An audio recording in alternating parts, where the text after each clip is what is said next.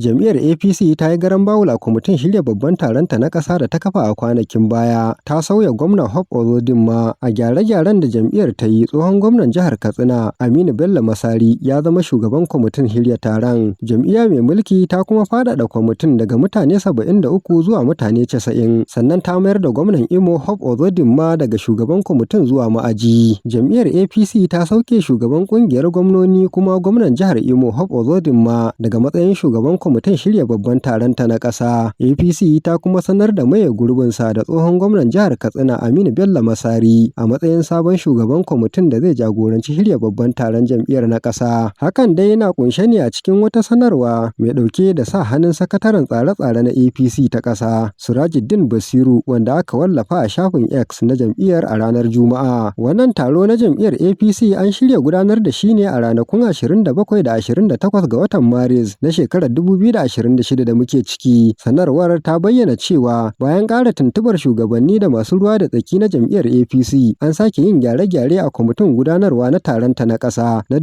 2026. Za a naɗa tare da sanar da ƙananan kwamitoci nan gaba kaɗan. Gwamna Hope Uzodinma wanda tun farko aka naɗa a matsayin shugaban kwamitin yanzu an mayar da shi ma'aji biyo bayan garan bawul ɗin da shugabannin jam'iyyar suka amince da shi. Sai dai duk da gyaran da aka yi, gwamna Mai Malabuni na jihar Yobe na nan akan matsayinsa na sakataren kwamitin. Jam'iyyar APC ta kuma faɗaɗa mambobin kwamitin daga mutane 73 zuwa mutane 90 inda aka shigo da wasu jigajigan jam'iyyar ciki har da sanata Beri Impigi, shugaban kwamitin Aminu Bello Masari, tsohon gwamnan jihar Katsina, mataimakin shugaba na ɗaya Anyim Pius Anyim, tsohon shugaban majalisar dattawa, mataimakin shugaba na biyu gwamnan Kwara Abdulrahman Abdulrazak, sakatare shine gwamnan Yobe Mai Malabuni, ma'aji kuma shine gwamnan Imo Hope Uzodinma. Wannan garan bawul dai yana zuwa ne yayin da jam'iyyar APC mai mulkin Najeriya ke ƙara ƙaimi wajen ganin babban taronta na ƙasa ya gudana cikin nasara a watan gobe. Abbas Yakubu Yaura, Dimokuraɗiyya TV.